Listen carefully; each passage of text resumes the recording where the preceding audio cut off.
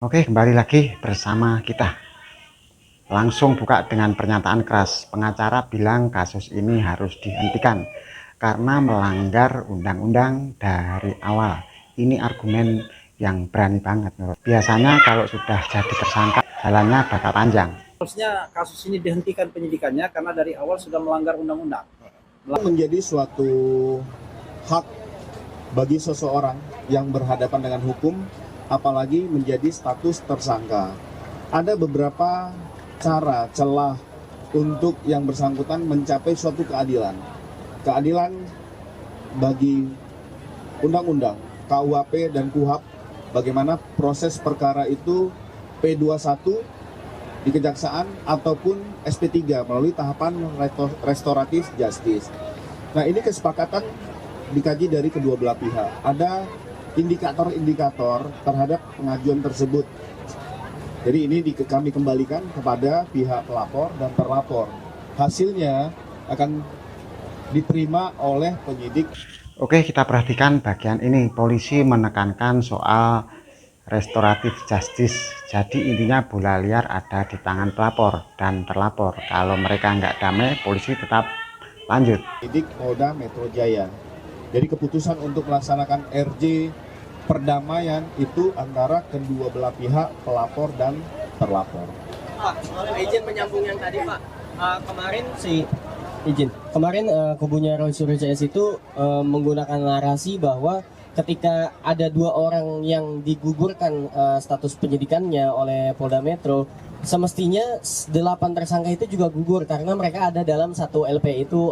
Nah, ini poin yang paling menarik. Kubu Roy Suryo berargumen kalau Egy Sujana dan Damai Lubis sudah gugur statusnya, maka 8 tersangka lainnya dalam satu laporan yang sama seharusnya ikut gugur. Kira-kira masuk logika nggak ya? Satu nomor laporan tapi secara hukum mungkin beda cerita. Saya mungkin boleh. Oke, saya kembalikan. Alasan itu dengan argumen kita berbicara negara ini negara hukum. Ada dasar hukum yang menyatakan seperti itu, silakan kami disampaikan. Ini menjadi bahan untuk gelar perkara penyidik. Benar kan? Terima kasih atas kehadiran, kedatangannya. Ini adalah press conference kita yang penting. Karena kita mengajukan sebuah surat yang penting, yaitu harusnya kasus ini dihentikan penyidikannya karena dari awal sudah melanggar undang-undang, melanggar peraturan. Jadi undang-undang dan peraturan di bawah undang-undang. Jadi baru saja rekan kami yang dipimpin oleh Saudara Alkatiri itu menyampaikan surat ke Irwasum ya di Mabes Polri sana, tapi press conference-nya tetap di sini. Dan ini suratnya sudah ada tanda terimanya ya. Jadi suratnya sudah diterima.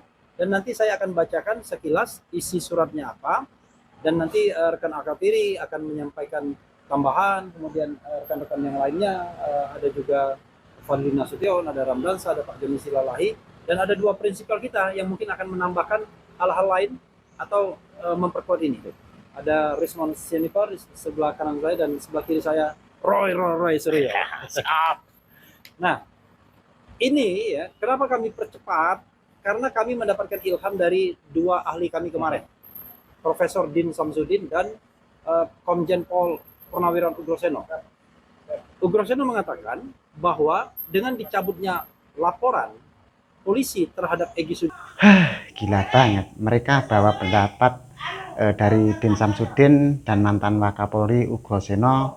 Kalau ahli hukum selevel mereka yang bilang satu laporan itu satu paket. Harusnya posisi Roy Suryo kuat banget. Jana dan Damai Hari Lubis seharusnya satu laporan yang bundling itu, bundle gitu, gugur semuanya. Karena ini dalam satu LP, satu nomor. Jadi kalau dicabut satu, cabut semua. Itu yang dikatakan Ugroseno. Kalau Din Samsudin sebagai seorang peneliti. Betul juga kata Pak Din. Kenapa nggak diselesaikan dulu masalah ijazahnya? Apakah ijazah itu palsu atau asli? Kalau ternyata ijazahnya bermasalah, maka tuduhan pencemaran nama baik harusnya batal demi hukum. Ini logika yang paling mendasar, tapi sering terlewatkan. Seorang pakar, seorang ahli mengatakan ya harusnya selesaikan dulu kasus ijazah palsunya ini, apakah memang ijazahnya palsu atau tidak. Dan itulah metode ilmiah kan, sebelum kemudian bergerak kepada pencemaran nama baik, fitnah, ujaran kebencian dan lain sebagainya, yang sesungguhnya akan bergantung pada bagaimana ijazah yang diklaim sebagai asli itu. Kalau memang asli, ada konsekuensi. Tapi kalau palsu bagaimana? Orang sudah diproses lama-lama, ya kan, menghabiskan tenaga, biaya dan lain sebagainya. Sudah hampir 1 tahun ini, Mas Roy tidak bisa. Kita kadang lupa kalau status tersangka itu berat. Sudah hampir 1 tahun nggak bisa kerja maksimal. Kasihan juga ya kalau ternyata proses dari awal ada celah hukum yang dipaksakan. Kita bekerja secara baik. Bahkan hubungan rumah tangganya pun baik-baik saja. Menurut teman-teman, apakah adil kalau satu orang dalam laporan yang sama dibebaskan, satu yang lain tetap diproses? Komentar di bawah ya. Oke, terima kasih.